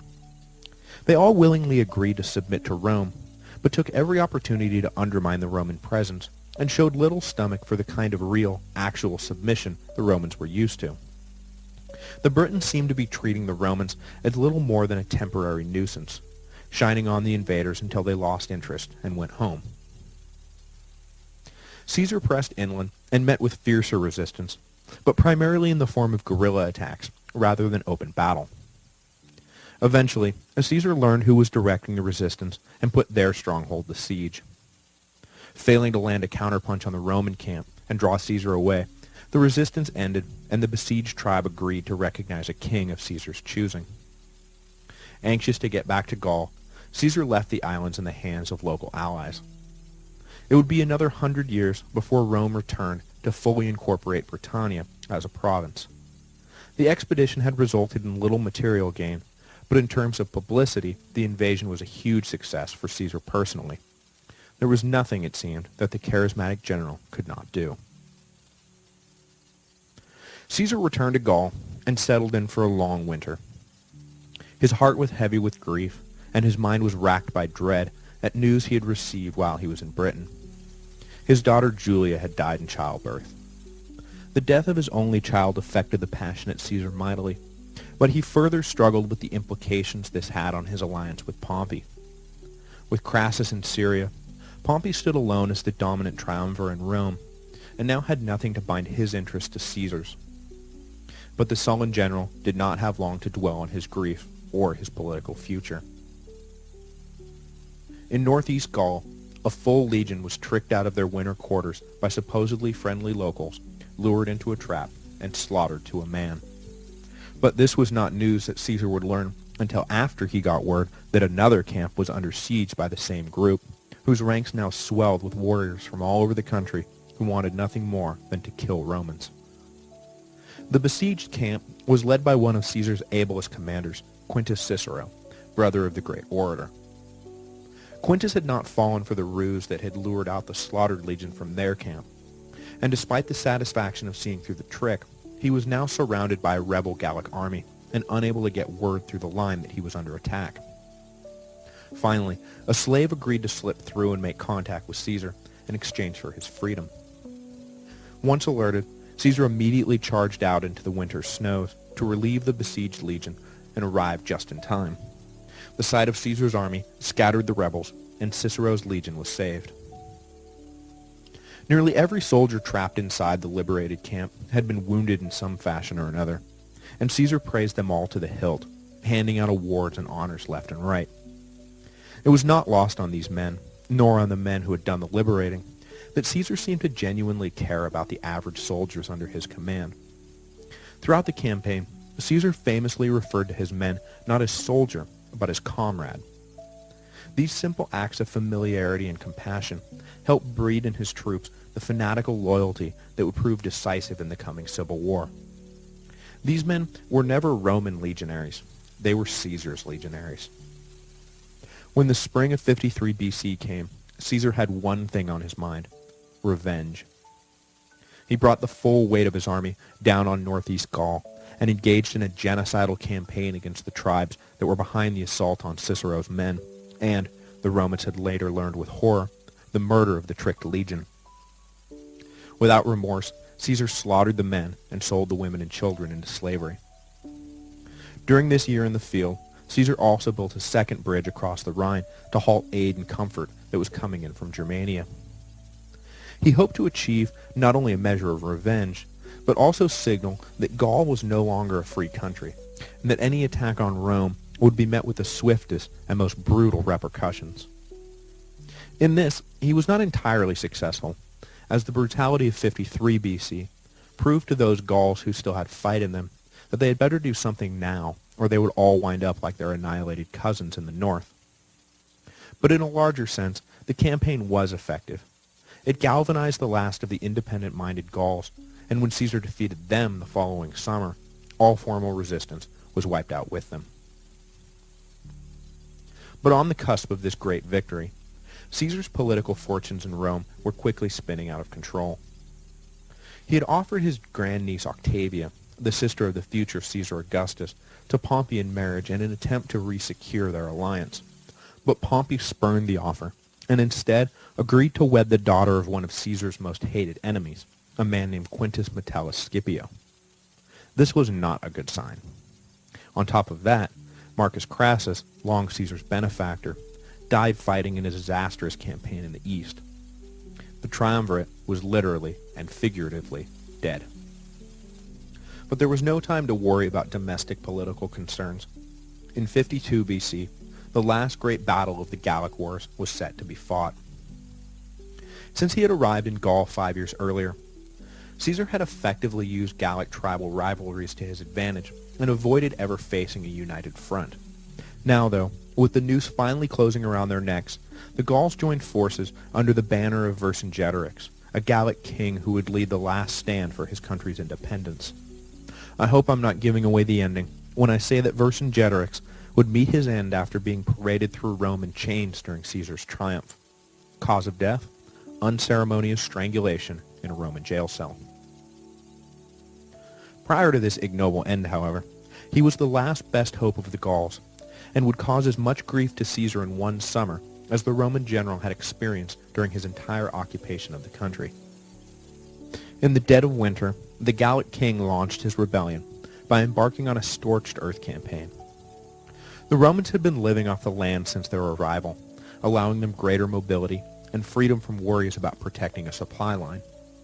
Now, Vercingetorix put as many towns and granaries as possible to the torch. It was cruel and punished his own people as much as it punished the Romans, but this was a time for desperate measures. He was persuaded, however, to spare Avaricum, the greatest city in southern Gaul, a decision he was uncomfortable with and would soon regret. Caesar gathered his scattered legions and headed straight for the great city. Despite assurances from the Gallic nobility that Avaricum was impregnable, Vercingetorix was forced to watch helplessly as the city fell after a brutal 30-day siege. Caesar's starving soldiers killed everyone in the city. Most importantly, they had secured enough food to see them through the next few weeks. The Gauls retreated, and as soon as he resupplied his army, Caesar followed. A series of feints and counterfeints finally saw the Romans chase the Gauls behind the walls of Gergovia. This time, however, overzealous Roman soldiers attacked too early, despite Caesar's order to restrain themselves, and blew the one chance that they had to take the city. Forced to retreat after sustaining serious casualties, the Romans had more to worry about than simply licking their wounds. The defeat at Gergovia had broken the aura of invincibility surrounding Caesar, and the tribes across the country, including some of the most steadfast Roman supporters, flocked to Vercingetorix's banner. Caesar was facing the fight of his life. The whole country was now in revolt, and if he was forced to retreat to Roman territory, he was sure to be stripped of his command by enemies in the Senate. So, rather than fall back to the south, Caesar ordered his shock troops to move north. At this desperate hour, Caesar caught one of his many lucky breaks. Engaging in a brief battle, little more than a skirmish, the Romans got the better of an attacking Gallic force. The defeat spooked Vercingetorix, and rather than staying on the offensive, he ordered his army of 80,000 to retreat to the walled city of Alesia. Caesar saw his fortune change at once. Alesia was a hill fort located between two rivers, and though it would be nearly impossible to storm, it was also nearly impossible to keep it resupplied. All he had to do was ring the city and prevent any relief from getting through. After that, it was just a matter of waiting for those trapped inside to surrender. So Caesar ordered a wall built around the entire city. The Gauls inside launched attacks to try and halt the construction, but the Romans fought them off and kept building. Soon, the city was encircled and the waiting game began. But then word came of a new wrinkle. A relief army, estimated at some 60,000, was on its way. Caesar, thinking fast and unwilling to lose his opportunity to force Vercingetorix's surrender, ordered a second wall be built, this one facing out, towards the oncoming army. Once this wall was completed, the Roman army's whole world collapsed to the few hundred yards between the two walls. The game now boiled down to who would relent first. The Romans were not well stocked, but those trapped in Alesia were already starving to death. The commander of the newly arrived Gallic army knew Vercingetorix would not be able to hold out much longer, so he launched a full-scale attack at a weak point in the outer wall.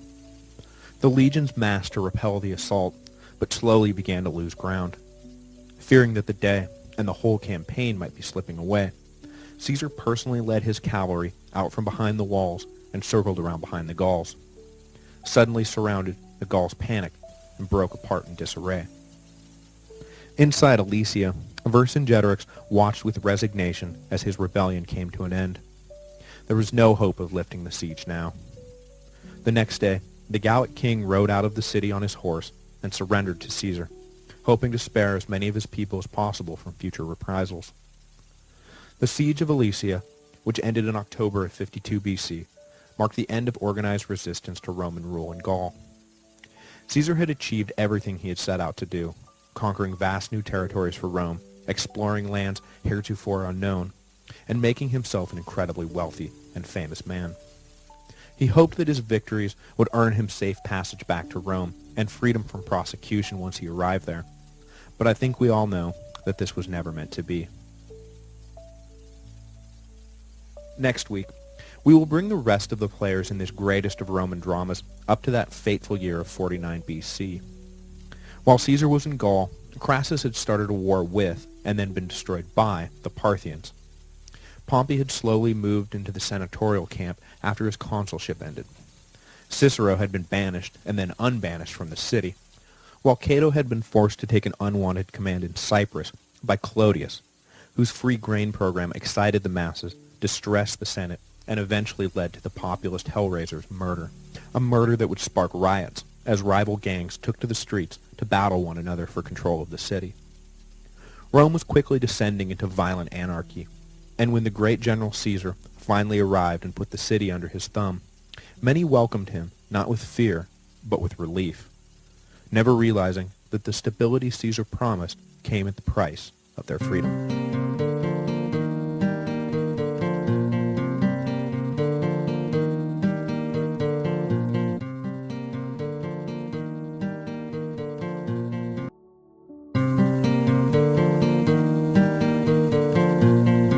Hello, and welcome to the History of Rome.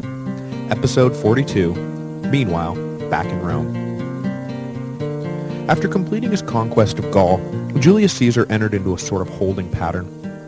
The Senate refused to let him return to Rome until he disbanded his army, but Caesar refused to return unless he was allowed to keep his army. It was a critical moment not just for Caesar, but for the fate of the whole Roman world. We all know what happened, or we will shortly. But before we get into that tense showdown, I want to wind the clock back a few years. Though the war in Gaul is unquestionably the most famous thing to have occurred in the decade, the rest of Rome did not simply stop what they were doing and wait for another dispatch from mighty Caesar. Indeed, it would be difficult to understand why Caesar felt he was forced to cross the Rubicon without understanding what had happened in his absence. It was a decade that saw the death of Crassus after one of Rome's greatest military defeats, the breaking of the triumvirate, and increasing civil unrest in the city as both the populist tribunes and the conservative Senate grew more inflexible and radicalized. Rome and Caesar were on a collision course that would destroy the 500-year-old republic. You may recall that near the end of his consulship in 59 BC, Caesar sponsored the adoption of a one Mr. Clodius Pulcher by a plebeian, allowing the flamboyant demagogue to abandon his patrician status and run for tribune.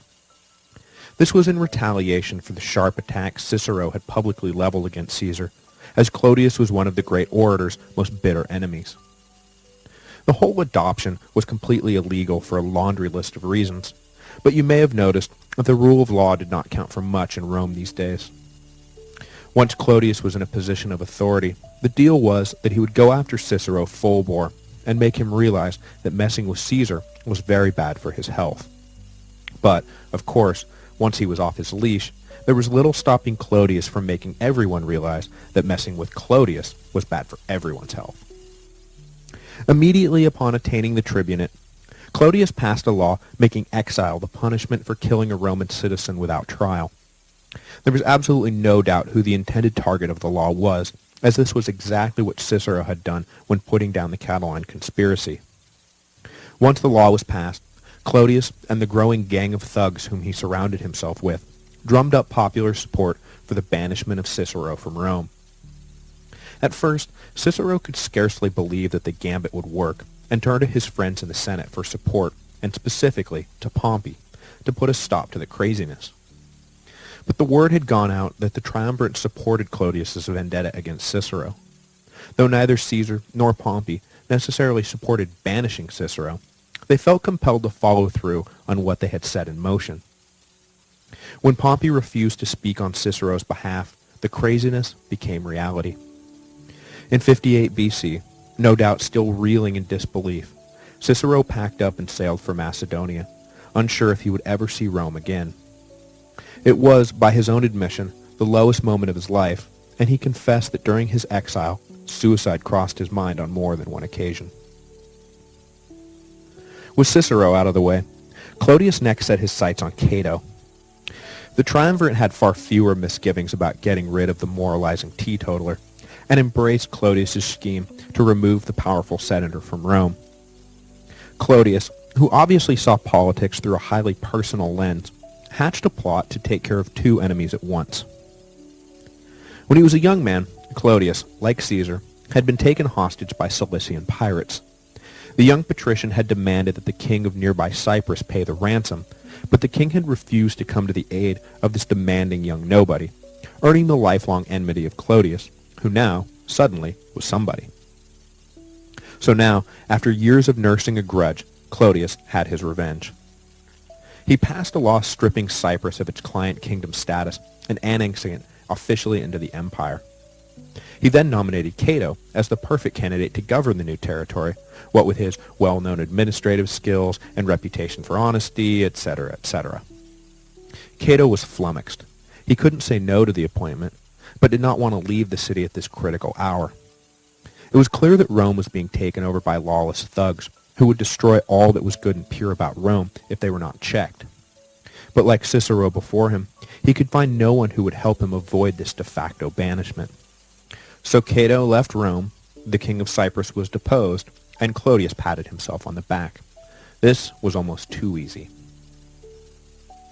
For his next trick, Clodius introduced Rome to something that, at the time, was highly controversial, hence the need to get rid of Cato and Cicero, but would soon become an undislodgeable cornerstone of public policy, the free grain dole. The overpopulation and underemployment in the city was a source of constant worry and tension for middle and upper-class Romans. With more than 1 million people now crammed on top of one another, everyone was aware that if these people were not fed, the richest, most powerful city of the ancient world would likely be consumed by its own hungry citizens. To this end, it had been policy since the days of the Gracchi to sell grain at a heavily subsidized price, but Clodius decided to take it one step further. He pointed out to the teeming masses that they all lived in, well, the richest, most powerful city in the world, and it was a gross injustice that the nobles lived such splendid lives, enjoying all the luxuries that empire afforded, while they lived in such squalor, barely able to feed themselves. Veterans who had fought to win the empire that now sustained the rich deserved better. Farmers who had been displaced by slaves so the rich could make more money deserved better. Urban citizens who had seen their standard of living deteriorate because of the influx into the city of the former two groups deserved better. They all deserved better. The mobs were eager to buy what Clodius was selling, because Clodius wasn't planning to sell them anything. He was planning to give them stuff for free. And nothing says popular like free stuff. So Clodius was able to push through his free grain allotments, which ultimately served some 200,000 poor citizens of Rome. Augustus would consider repealing the grain dole during his reign, but ultimately decided against it. Once given, it is hard to take away, and it simply wasn't worth the price of feeding the masses to risk revolution. Free grain was here to stay. But despite his efforts to neutralize his enemies, Clodius was not operating in a political vacuum. In 57 BC, after just a single year in exile, good thing he didn't kill himself, a movement began to have Cicero recalled to Rome. The faction was led by Titus Annius Milo, a plebeian agitator who had previously worked in support of Pompey, but who now aligned himself with the conservative Senate against the triumvirate. Milo was, further, personal friends with Cicero. He was elected tribune alongside Clodius in 57 BC and made it a priority to bring his friend home. The rivalry between Clodius and Milo would define Roman street politics for the next few years. Both controlled gangs of former soldiers and gladiators who could be mobilized at a moment's notice to support this or that proposal. Violent clashes and small-scale riots became a frequent feature of Roman life, as the heads of these rival gangs fought physically where once words had been the weapon of choice. The degeneration of discourse from verbal sparring to literal sparring would be the catalyst for Pompey's elevation to a near dictatorship, which we will get to in a moment. Milo, despite Clodius's attempts to physically halt the proceedings, managed to lift the judgment on Cicero, and in the summer of 57 BC, the senator was welcomed back to Italy by an adoring crowd, much to his happy surprise. But his return to Rome was bittersweet. In his absence, Clodius had confiscated Cicero's estates, both in the country and on the Palatine Hill, and had them demolished. While Cicero returned from Greece, Milo had directed workers to begin rebuilding his friend's home, and the construction site became the scene of multiple violent clashes as Clodius sent in his thugs to disrupt the effort. Eventually, the running battles between Clodius and Milo would turn deadly, and one would wind up dead and the other exiled. But before we get to that, we need to turn to Caesar's triumvirate colleagues who, as you'll recall, were preparing themselves to be co-consuls in 55 BC. The consular elections of 56 BC, which saw Crassus and Pompey victorious, would take records amount of bribery to pull off. Opposition to the triumvirate, it seemed, was unifying and solidifying, and it was getting more and more difficult for the three men to simply assert their will. Thus, the consulship of Pompey and Crassus was centered on the question of each man's future. As agreed, they extended Caesar's proconsulship in Gaul for another 5 years, which would leave him immune to prosecution through 49 BC. This was of the utmost importance, as it would get Caesar through the mandated 10-year waiting period between consulships. Caesar believed that if he could survive until the second consulship, he could do enough in that term to insulate himself from prosecution for the rest of his life. After easing Caesar's troubled mind, they looked out for themselves. Crassus would be assigned to the governorship of Syria for a period of 5 years, and Pompey would be given Spain for the same length of time. The two men saw their eventual proconsulships from entirely different perspectives. Pompey, for his part, made sure that he would be allowed to rule his province without actually having to go there. He was getting up there in years and had already fought his way to the ends of the known world and come home triumphant. He was fast losing interest in the world of war and politics. All he wanted to do now was retire in Rome with his young bride Julia. The governorship of Spain was meant to leave him with a steady income, not to afford any opportunities for further glory. He was, after all, Pompey the Great. What more did he have left to prove? Crassus, on the other hand, though he was even older than Pompey, still dreamed of a triumph, something that would fill the gaping hole in his record. His youthful exploits at the Battle of the Colline Gate had long been forgotten, and his victory over Spartacus had come almost 20 years before. When people thought of Pompey, they thought of his great military victories. When they thought of Crassus, they thought of the fact that they had to pay him rent every month. Great monuments are built for the former, not so much the latter. So, in late 55 BC, Crassus set out for Syria to build himself a great army so he could invade Parthia, while Pompey set out for the kitchen to make himself a nice snack and take a nap. Throughout 54 BC, Crassus used his personal wealth to raise 7 legions in Syria, some 35,000 to 40,000 troops. At his request, and with Caesar's approval, Crassus's son Publius was released from service in Gaul and rode to meet his father at the head of 1,000 Celtic cavalrymen. Crassus trained his army, drilled his army, and re-drilled his army until they were in fighting shape. He couldn't wait to get his expedition started, identifying the next spring as the latest he wanted to get going.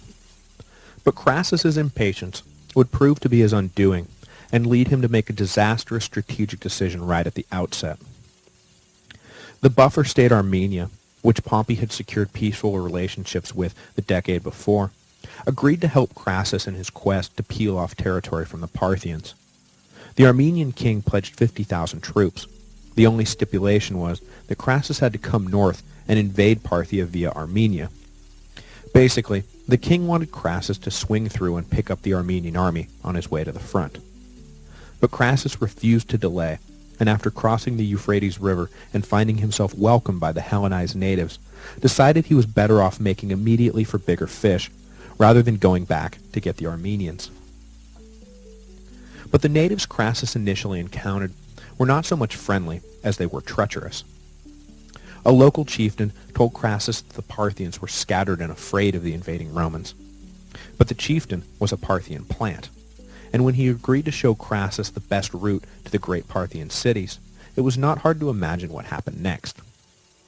In actuality, the Parthians were not scattered and afraid. They were concentrated and confident. The Parthian army headed for Armenia to punish the conspiring Armenian king, while their plant in the Roman army was ordered to lead Crassus around the desert aimlessly. Just to make sure that the Romans did not link up with the Armenians, 10,000 Parthian cavalry were sent south to further harass the legions. But it would turn out that the attempt to delay Crassus would prove to be far more successful than anyone could have dreamed. The 10,000 cavalry was about to crush Crassus's army of some 40,000. After being led away from the Euphrates, the Roman army marched day after day through the sweltering desert heat. Morale was low, and the troops grumbled that Crassus had no idea what he was doing, no idea where he was going, and that he was going to get them all killed. On all three fronts, they were exactly correct. At Carrhae, near the modern border of Syria and Turkey, the Parthian cavalry appeared on the horizon. Ignoring advice from his officers about where to fight, when to fight, and how to fight, Crassus ordered his exhausted troops to form into a giant square, with cavalry protecting each wing. At first, the Romans, despite their misgivings about Crassus, were fairly confident. It was, after all, only 10,000 Parthians. But of those, 9,000 were highly mobile and highly accurate archers, while the other 1,000 were heavily armored troops called cataphracts. The Parthian light cavalry opened up the attack. They would charge the Romans at full speed, firing arrows the whole time. Then, as soon as they got near the line, they would wheel around and speed off, continuing to fire arrows over their shoulder as they went. And this last maneuver was called a Parthian shot, or, as we know it today, a parting shot. It had the effect of never letting up on the constant barrage of arrows. Crassus kept his men in formation, shields facing all directions, and the arrows mostly bounced off harmlessly. But as I'm sure you can imagine, the constant attack took its toll mentally. Crassus's brilliant strategy was to simply outlast the arrow supply of the Parthians and hope they would leave the Romans alone after that. At one point, however, afraid that he would be surrounded, Crassus ordered his son to lead out the Celtic cavalry to drive off an encircling force. The superior Parthian cavalry, however, led Publius and his men far away from the main Roman force, then suddenly wheeled around and attacked. Helpless, Crassus watched as his cavalry and his son were slaughtered. Despondent, he fumbled around trying to decide what to do next, eventually coming to the conclusion that he needed to march forward and attack. But before he could make any positive move, the armored cataphracts attacked. The exhausted and heat-stroked Roman front line was smashed, and the whole army was split in two. Crassus was forced to order a retreat. 10,000 of his men were cut off from the rest of the army and cut down. The Romans withdrew, but were led astray again and again by supposedly friendly locals. Finally, the Parthian commander sent word that he would talk terms with Crassus. The Roman soldiers basically told their general to go talk, or they would kill him where he stood. Crassus, completely deflated, agreed. He entered the Parthian camp to discuss peace, but whether by design or accident, a fight broke out, and in the melee, Crassus was killed. Legend has it that the Parthians, well aware that they were dealing with Rome's richest and greediest leader, poured molten gold down his throat and kept the skull as a trophy.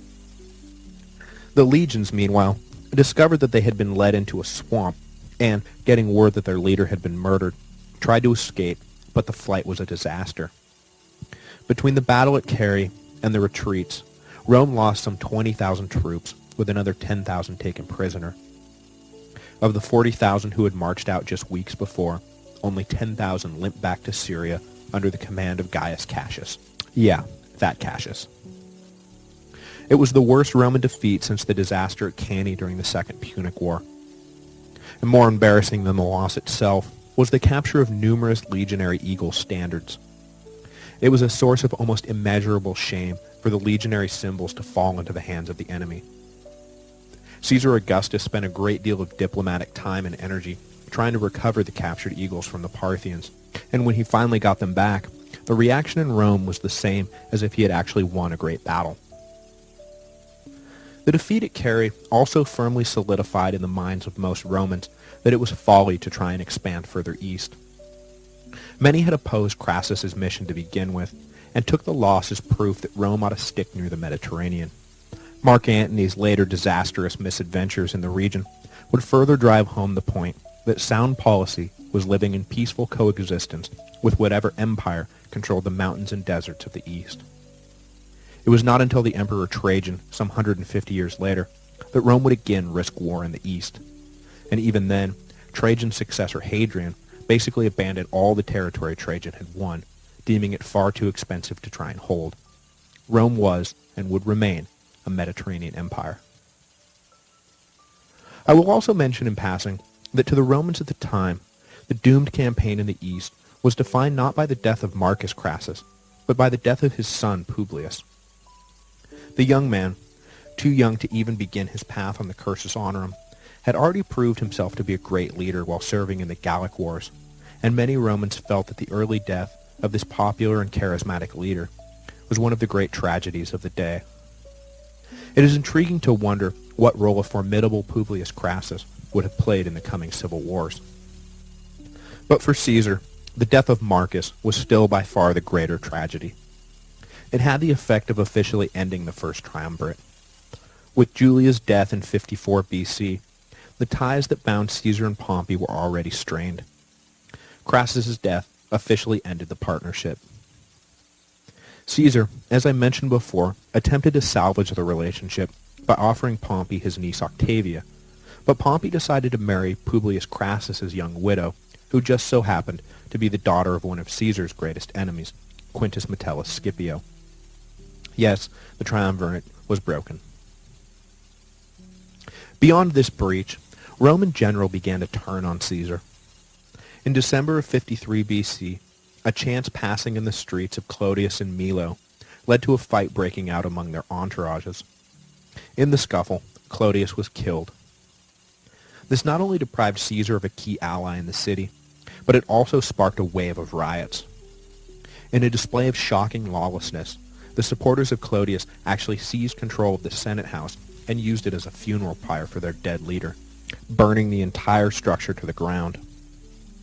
So, when you go to Rome and visit the Forum and discover to your disappointment that you can't actually see the spot where Julius Caesar was assassinated because the Senate was meeting somewhere else for a few years, blame Clodius.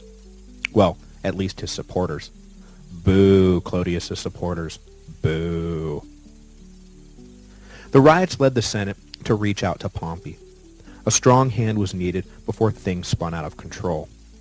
But wary of giving Pompey full dictatorial powers, they instead split the difference and appointed him emergency consul without a colleague. Pompey managed to restore order, but moving beyond the immediate crisis, the Senate pushed him to deal with the next crisis, which they all saw looming.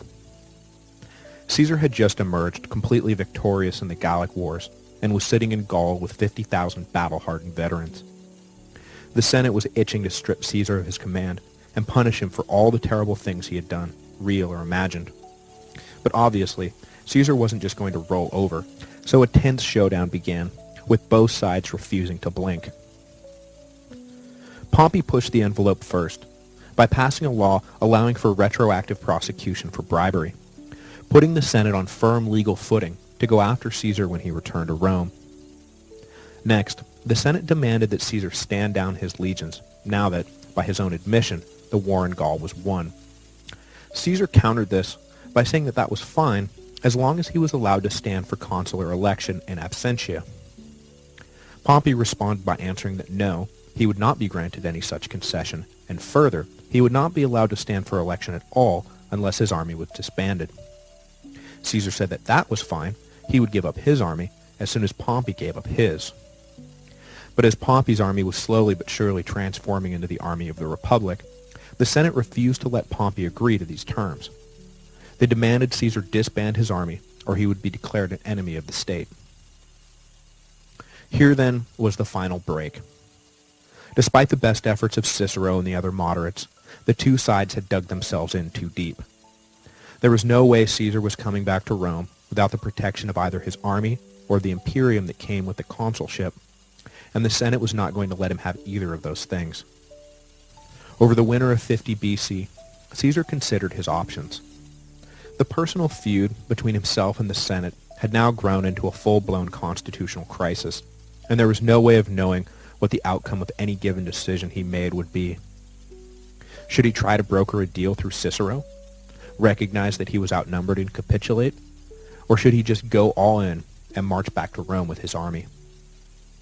Next week, I think we all know what Caesar decides to do.